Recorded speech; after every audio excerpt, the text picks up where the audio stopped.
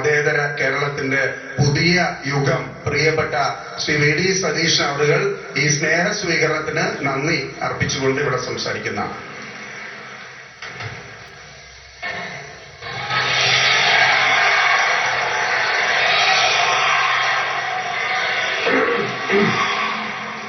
ഏറ്റവും പ്രിയങ്കരിയായ നമ്മുടെ ജില്ലാ കളക്ടർ ശ്രീമതി പ്രിയങ്ക, ഈ സമ്മേളനം ഉദ്ഘാടനം ചെയ്ത നമുക്കെല്ലാം പ്രിയപ്പെട്ട ശ്രീ മമ്മുക്ക, വേദിയിലുള്ള വിശിഷ്ട വ്യക്തിത്വങ്ങളെ, പ്രിയപ്പെട്ട സഹപ്രവർത്തകരായ മന്ത്രിമാർ, MLA മാർ, ജനപ്രതിനിധികൾ, ഈ നഗരത്തിന്റെ പൗരാവലിയെ പ്രതിനിധാനം ചെയ്ത് ഈ സ്വീകരണ സമ്മേളനത്തിൽ പങ്കെടുക്കുന്ന എനിക്ക് ഏറ്റവും പ്രിയപ്പെട്ടവർ, ഞാൻ ഈ നഗരത്തിന്റെ തൊട്ടടുത്ത ഒരു ഗ്രാമത്തിൽ നെട്ടൂരിലാണ് ജനിച്ചത്.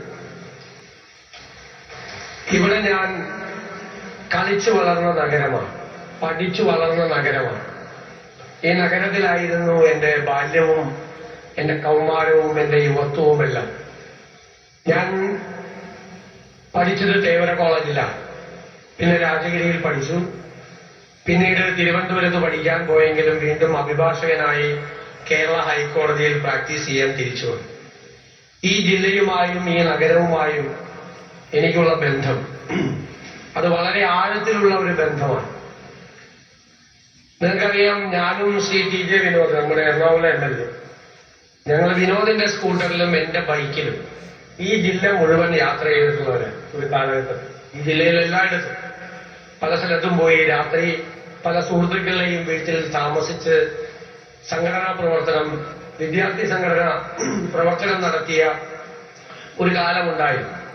എല്ലാവരും പറയുന്നത് പോലെ തന്നെ ഒരുപാട് കഷ്ടപ്പാടുകളും ദുരിതങ്ങളും ബുദ്ധിമുട്ടുകളും ഒക്കെ സഹിച്ച് ആണ് ഈ നഗരത്തെയും ഈ ജില്ലയെയും അടുത്തറിഞ്ഞ് വളർന്നു വന്ന ഒരാളാണ്. പിന്നീട് വളരെ ചെറുപ്പത്തിൽ സർവകലാശാല യൂണിയൻ ചെയർമാനായപ്പോൾ എന്നും ഓർത്തുവെക്കാനുള്ള ഒരു വലിയ സർവകലാശാല യുവജനോത്സവം ഈ നഗരത്തിൽ സംഘടിപ്പിച്ചതും എനിക്ക് ഇന്ന് ഓർമ്മയുണ്ട്. ഉത്സവം 87, 87 86, 87 അങ്ങനെയാണ് വന്നത്. അപ്പൊ തീർച്ചയായും ഇന്ന് നമ്മൾ കളിച്ചു വളർന്ന നഗരത്തിന്റെ ആ ഹൃദയവികാരങ്ങൾ ഏറ്റുവാങ്ങാൻ, സന്തോഷം പങ്കുവയ്ക്കാൻ നിങ്ങളോടൊപ്പം ആയിരിക്കുമ്പോൾ ജീവിതത്തിലെ ഏറ്റവും ധന്യമായ മുഹൂർത്തത്തിലൂടെയാണ് ഞാൻ കടന്നു പോകുന്നത് എന്ന് ഞാൻ കരുതുകയാണ്. നമ്മുടെ മുമ്പിലുള്ളത് ഇവിടെ ഉദ്ഘാടകൻ സൂചിപ്പിച്ചതുപോലെ വെല്ലുവിളികളാണ്. നമുക്ക് രണ്ടുണ്ട് അധികാരത്തിന്. അധികാരത്തിന് രണ്ട് വശമുണ്ട്. ഒന്ന്, അധികാരത്തിന്റെ ഒരു പത്താസുണ്ട്, അധികാരത്തിന്റെ ഒരു പാരാഫർണേലിയാണ്. നമ്മൾ അതിൽ വീണ് പോയാൽ പിന്നെ നമുക്കൊന്നും ചെയ്യാൻ പറ്റില്ല. അതിനെ മറികടക്കാൻ, അതിനെ ബൈപ്പാസ് ചെയ്യാൻ നമ്മുടെ ഉത്തരവാദിത്വം എന്താണ് എന്ന് നമ്മൾ മനസ്സിലാക്കി. ഞാൻ ആദ്യം പറഞ്ഞത് ഇതൊരു ഡിവൈൻ അസൈൻമെന്റ് ആണ്. ഞാനൊരു വിശ്വാസിയായ ആളാണ്. ഇതൊരു ദൈവികമായ നിയോഗമാണ്. അങ്ങനെ കരുതി നമ്മൾക്ക് എന്തു ചെയ്യാൻ കഴിയും, എന്തെല്ലാമാണ് നമ്മൾ ചെയ്യേണ്ടത് എന്ന് നമ്മൾ മനസ്സിലാക്കി അതിന്റെ മുൻഗണനകൾ നിശ്ചയിച്ച് നമുക്ക് മുന്നോട്ട് പോകണം. നമുക്ക് മാറ്റം ഉണ്ടാക്കാൻ കഴിയും. എനിക്കതിന്റെ ആത്മവിശ്വാസമുണ്ട്. ഒറ്റയ്ക്ക് ഒരാൾക്കൊന്നും കഴിയില്ല. ഇനിയുള്ള കാലത്ത് ടീം ബിൽഡ് ചെയ്യണം. നമ്മൾ ടീം ബിൽഡ് ചെയ്യണം. എല്ലാ രംഗങ്ങളിലും നല്ല ടീം ബിൽഡ് ചെയ്യണം. നമുക്ക് എക്സ്പെർട്ടൈസ് ആവശ്യമുണ്ട്. വൈദഗ്ധ്യമുള്ള ആളുകളെ നമ്മൾ ആവശ്യമുണ്ട്. ലോകത്ത് എല്ലായിടത്തുമുള്ള മലയാളികൾ വ്യത്യസ്തമായ രംഗങ്ങളിൽ വളരെ ശ്രദ്ധേയമായ സേവനങ്ങൾ അനുഷ്ഠിക്കുന്നവരുണ്ട്. അവരുടെ എല്ലാം സഹായം നമുക്ക് വേണം. എല്ലാത്തിനുമുപരിയായി കേരളത്തിന്റെ സമ്പദ് വ്യവസ്ഥയെ നമുക്ക് മെച്ചപ്പെടുത്തണം. അതൊരു വെല്ലുവിളിയാണ്. ഞാൻ ധനകാര്യ വകുപ്പ് ഏറ്റെടുത്തത് ധനകാര്യം ഭരിക്കാനുള്ള സന്തോഷം കൊണ്ടല്ല. അതൊരു ചാലഞ്ചാണ്, അതൊരു വെല്ലുവിളിയാണ്. ആ വെല്ലുവിളി ഏറ്റെടുത്തുകൊണ്ട് നമുക്ക് നമ്മുടെ സമ്പദ് വ്യവസ്ഥയെ മെച്ചപ്പെടുത്തണം. സമ്പദ് വ്യവസ്ഥയെ മെച്ചപ്പെടുത്തിയാൽ പിന്നെ രണ്ടാമത് ചെയ്യേണ്ടത് ഇക്വിറ്റബിൾ ഡിസ്ട്രിബ്യൂഷൻ ഓഫ് വെൽത്ത് ആണ്. സമ്പത്തിന്റെ നീതിപൂർവമായ വിതരണം. ജനങ്ങളുടേതാണ് സമ്പത്ത്, ഖജനാവ് ജനങ്ങളുടേതാണ്. ആ പണം നീതിപൂർവമായ വിതരണത്തിലൂടെ രാജ്യത്തെ ജനങ്ങളുടെ ജീവിത നിലവാരം ഉയർത്താൻ വേണ്ടി നമുക്ക് എന്തെല്ലാം ചെയ്യാൻ കഴിയുമെന്നാണ് നമ്മൾ പരിശോധിക്കേണ്ടത്. നമ്മൾ വികസന പ്രവർത്തനം എന്ന ആളുകൾ പറയും. ഞാനും കരുതിയത് വികസന പ്രവർത്തനം എന്ന് പറഞ്ഞാൽ ഒരു പ്രദേശം മുഴുവൻ അക്വയർ ചെയ്ത് ബഹുനില മന്ദിരങ്ങൾ വരുന്നത്, കുറെ കെട്ടിടങ്ങൾ വരുന്നത്, അതാണ് വികസനം എന്നാണ് ഞാനും പണ്ട് കരുതിയത്. ഇന്ന് ഞാൻ തിരിച്ചറിയുന്നു അതല്ല വികസനം.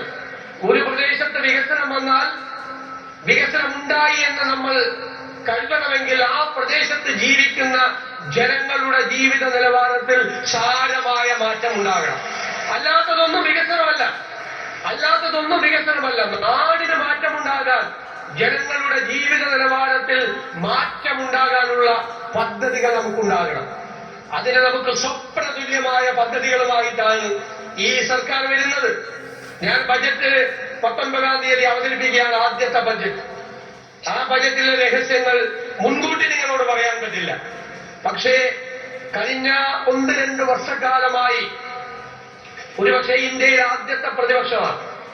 ഗവൺമെന്റിനെ വിമർശിച്ചതോടൊപ്പം ഗവൺമെന്റ് പരാജയപ്പെട്ട സ്ഥലത്ത് എന്തു ചെയ്യാൻ കഴിയുമെന്ന് ഗവേഷണം നടത്തിയ ഇന്ത്യയിലെ ആദ്യത്തെ പ്രതിപക്ഷമായിരുന്നു ഞങ്ങളുടേതെന്ന് ഞാൻ അഭിമാനത്തോടെ പറയുന്നു.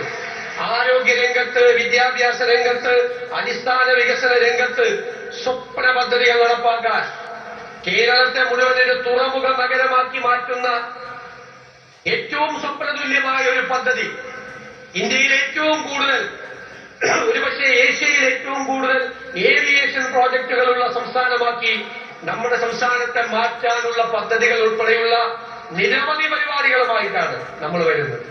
അതിലെല്ലാം നമ്മൾ ശക്തമായ ടീം ബിൽഡ് ചെയ്ത് ഏറ്റവും വിദഗ്ധരായ ആളുകളുടെ സഹായത്തോടു കൂടി കൊണ്ടുവരണം.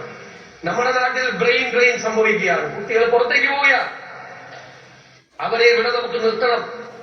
നല്ല വിദ്യാഭ്യാസം കൊടുക്കണം, അവർക്ക് നല്ല ജോലി കൊടുക്കണം, അവർക്ക് പുതിയ സംരംഭങ്ങൾ തുടങ്ങാനുള്ള സഹായങ്ങൾ ചെയ്യണം, അവരെ ചേർത്ത് പിടിക്കണം.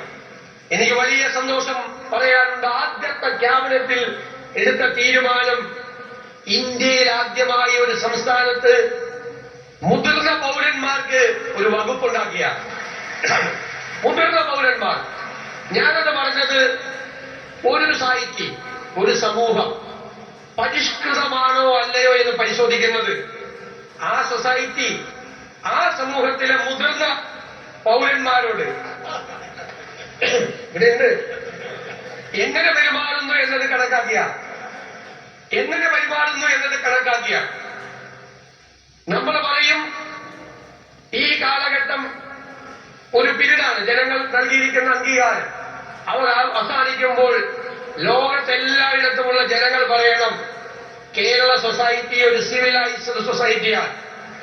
അവരവരുടെ മുതിർന്ന പൗരന്മാരോട് ഏറ്റവും ഭംഗിയായി പെരുമാറുന്ന ഒരു സൊസൈറ്റിയാണ്. നമ്മുടെ മുൻഗണനയിൽ ഈ നാട്ടിലെ മുതിർന്ന പൗരന്മാരുണ്ട് എന്ന് ഞാൻ പ്രത്യേകം പരാമർശിക്കാൻ ഞാൻ ആഗ്രഹിക്കുന്നു. കുട്ടികളെ ചേർത്ത് നിർത്തണം. വരാനിരിക്കുന്ന തലമുറയോട്, മക്കളോട്, കൊച്ചുമക്കളോട് നീതി പുലർത്താൻ കഴിയണം.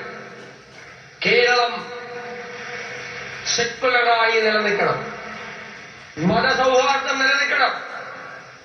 എല്ലാം നമ്മുടെ മതേതരത്വം എന്ന് പറയുന്നത് പാശ്ചാത്യ നാടുകളിലെ മതേതരത്വമല്ല, അത് റിജക്ഷൻ ഓഫ് റിലീജിയനാണ്, മതനിരാസമാണ്. ഇവിടെ അതല്ല, ഇവിടെ ഇൻക്ലൂഷൻ ഓഫ് റിലീജിയനാണ്.